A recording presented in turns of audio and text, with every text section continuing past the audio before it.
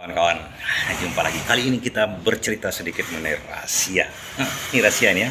Rahasianya rumah makan Padang itu tidak rawan korupsi oleh karyawannya. Sangat mustahil untuk dikorupsi.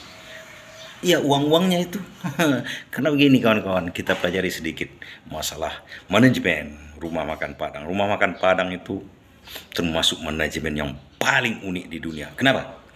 Sebenarnya di rumah makan Padang itu tidak ada yang namanya karyawan. Seluruhnya adalah dalam bentuk mitra. Kenapa mitra? Karena memang mereka tidak digaji, kawan-kawan. Kok bisa begitu? Ini agak aneh dan lucu kan? Tidak digaji. Jadi kita mulai dari awal ya. Topik kita, kenapa rumah makan Padang mustahil untuk dikorupsi. Kita mulai dari situ dulu ya. Awalnya begini, pendirian dulu rumah makan Padang. Rumah makan Padang itu biasanya begini kawan-kawan. Ada seseorang yang punya modal. Punya modal ini dikatakan pemilik.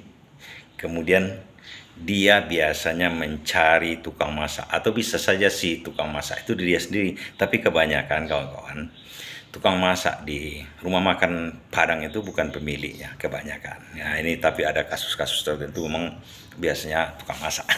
Begitu. Jadi tukang masak ini pemilik modal ini akan mencari tukang masak. Tukang masak karena potensi untuk rumah makan Padang itu makan adalah yang enak. Yang enak itu adalah yang disukai orang. Nah, dari segi itu pertama dulu kan. Setelah itu dia akan mencari tukang masak yang Yahud. Tukang masak ini biasanya cari karyawan lagi. Karyawan itu bukan dalam arti dia merekrut orang yang untuk digaji per bulannya sekian. Tidak. Ini begini.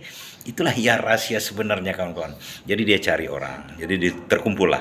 Biasanya tukang masak atau pemilik modal mencari orang, terkumpul. Ini sekarang.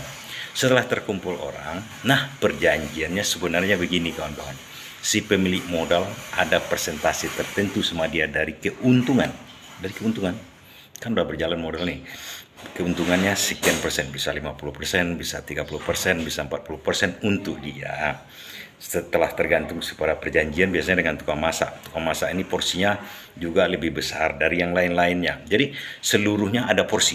Ini kuncinya. Seluruhnya ada porsi dari persentase keuntungan. Ingat, keuntungan. Jadi misalnya tukang masak dapat bagian 10% dari keuntungan. Yang bagian lain sekian persen sampai tukang cuci yang paling rendah, misalnya tukang cuci gitu, cuci piring segala macamnya, itu yang paling rendah misalnya. Itu contohnya. Jadi bagaimana orang itu akan berjalan tiap-tiap bulannya, sementara biasanya rumah makan Padang itu menjelang hari raya atau bulan puasa itu bagi hasil. Jadi sistemnya bagi hasil, bukan menggaji begitu. Nah, tiap bulan kalau perusahaannya rumah makannya udah berjalan, tiap bulan kan ada kebutuhan karyawannya. Itu nggak mungkin karyawan yang bekerja di situ itu semuanya kan butuh money. Nah, itu sifatnya adalah pinjaman. Jadi perhitungannya itu misal 12 bulan, nanti dihitung di akhir tahun, biasanya bulan puasa, di situ dibagi sesuai dengan persentase masing-masing. Oke? Ini satu poin. Poin kedua, pertanyaannya, kenapa mustahil dikorupsi atau tidak rawan dikorupsi? Begini kawan-kawan. Kuncinya sebetulnya di rumah makan Padang itu tiap hari ke hari, seluruh yang bekerja di situ bisa hitung-hitung secara transparan. Berapa pembelian udang, berapa pembelian ayam, berapa pembelian daging hari itu. Jangankan si tukang masak, berapa bawang, 2 butir bawang pun dihitung. Jangankan si tukang masak, tukang cuci piring itu bisa dia menghitung, kawan-kawan. Jadi tiap hari itu ada perhitungannya dan seluruhnya tahu. Tidak bisa dikorupsi oleh si kasir misalnya kan. Sekian potong ayam, bisa aja mereka makan, ambil, tapi dicatat. Dicatat masing-masing. Tiap hari dikawasi, dan pengawasnya kawan-kawan itu seluruhnya, baik pemilik, tukang masak, itu hitung setiap hari. Karena dia ada kepentingan di situ, kepentingan yang sangat urgen untuk pembagian hasil. Makanya tiap hari itu pun boleh dia meminjam separuh dari bagian dia itu Misalnya sehari itu dapat bagian si tukang masak, misalnya 3 juta atau 1 juta per hari itu kan, dia boleh meminjam 50% cuma. Sisanya yang 50% disimpan oleh pemilik untuk hari raya atau bulan puasa nanti. Itu poin yang kena tidak dikorupsi. Dan kemudian ada pertanyaan kita, rata-rata di tempat atau di rumah makan Padang itu kan gembira karyawan, bukan karyawan, lagi-lagi bukan karyawan, itu semuanya bekerja situ kan gembira. Kenapa? Kawan-kawan, ada aturan tidak tertulis, setiap yang bekerja di situ harus melayani konsumennya dengan gembira. Nah, pengawasan lagi-lagi tadi kita udah dapat pengawasan masalah keuangan.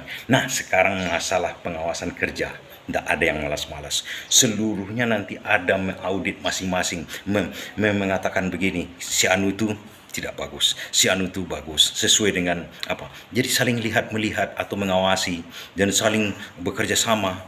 Dan ada, kalau ada nanti di RUPS, nah biasanya ada juga RUPS-nya sedikit-sedikit kan, diskusinya si anu itu pemalas, tidak bisa kita pakai, itu biasanya dikeluarkan. Karena yang mengawasinya bukan pemilik atau yang bos-bosnya atau manajemen atau kasirnya, semuanya. Nanti dibilang kan ada satu orang misalnya pemalas di sini kan, jadi yang lainnya udah komplain, jadi dirapatkan si anu itu tidak bisa kita pakai lagi, dikeluarkan bagian dia. Begitu kawan-kawan, cara rumah makan Padang mustahil dikorupsi. Percayalah kawan-kawan, apakah bisa kita laksanakan di negara atau di perusahaan-perusahaan besar?